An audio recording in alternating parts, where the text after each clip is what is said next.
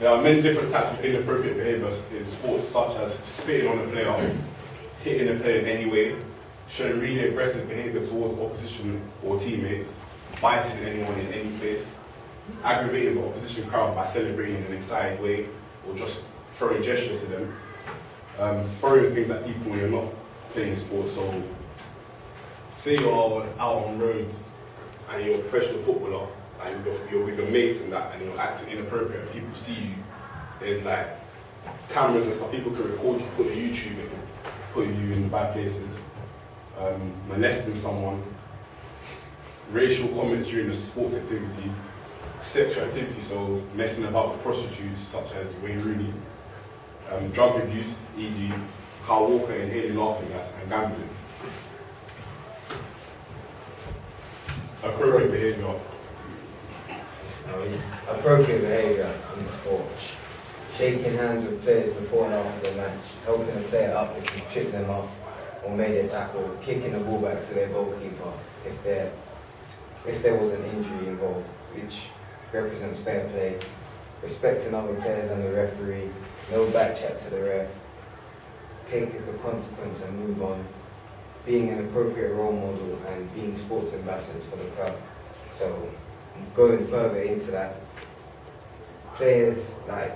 for example, sports ambassadors, they promote the sport in a good way, because football in general isn't seen by the outsiders to the sport as a very positive sport in a lot of ways, because there's a lot of bad behaviour in and throughout the sport. There's a lot of things that are associated with the sport, such as behaviour off the pitch, with players having physical encounters on nightclubs, on nights out and things like that, and the way they get paid.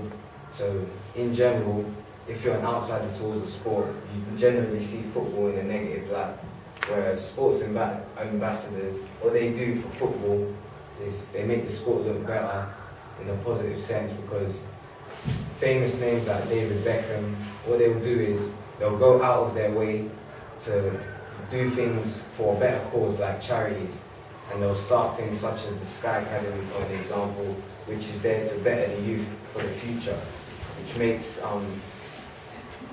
sports look better to the outsiders. And another example would be Theo Walcott and his campaign with Mars.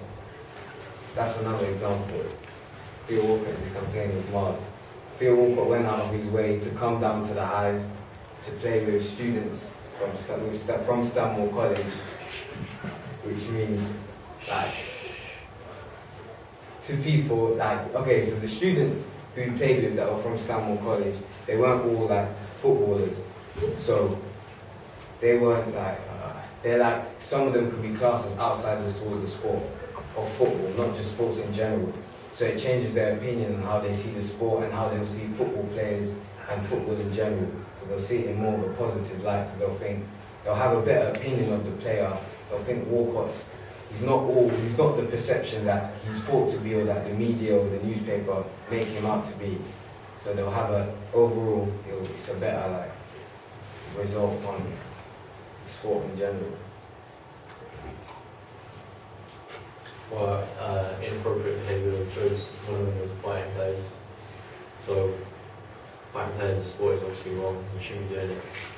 For example, when Luis Suarez got tackled by Ivanovic, and he obviously didn't like it because he went ahead and bit him on his arm, and that's just got a really bad effect on sport. So people can just frown upon the game. So it just makes the game just gives the game a bad name, and it doesn't really become about the game. It becomes about stupid petty little incidents. And yeah, just like fans or some people who don't really play the sport, just watch it. They might just think, it's not worth watching because it's all about this rubbish things and not the game. So they might not want to watch the sport, and it just gives it a bad name.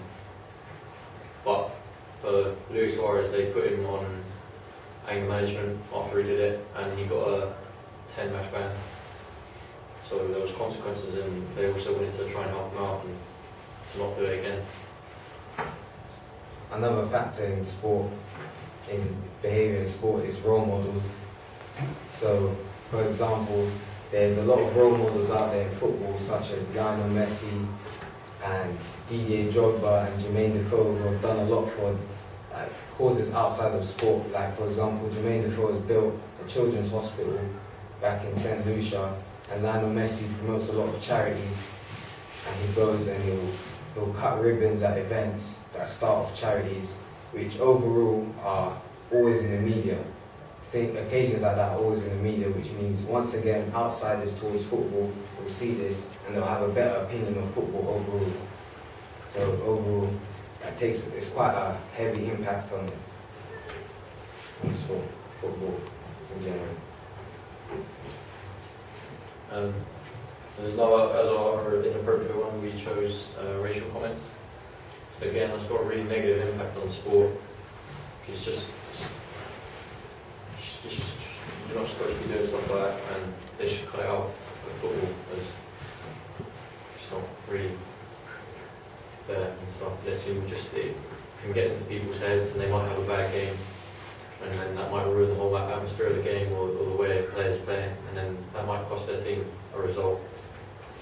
So Luis Suarez got an 8-match ban for calling Everett something. I don't know what it was, but it was racial, and that had a big effect, both on and off the pitch. There was a lot of media about it, and there was loads of incident, and he got an 8-match ban for it. It's just not needed, really. However, the FA did deal with this. Like, the FA do try and deal with like situations like this. Like, for example, they banned Suarez for, I think, eight matches, which sends out a positive message to other footballers and telling them that they're not going to tolerate it. They won't stand for it.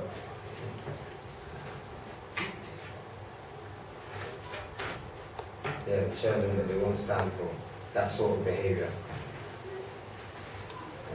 Are there any other questions? Gents, any questions? You did have quite a lot to laugh about. We're not.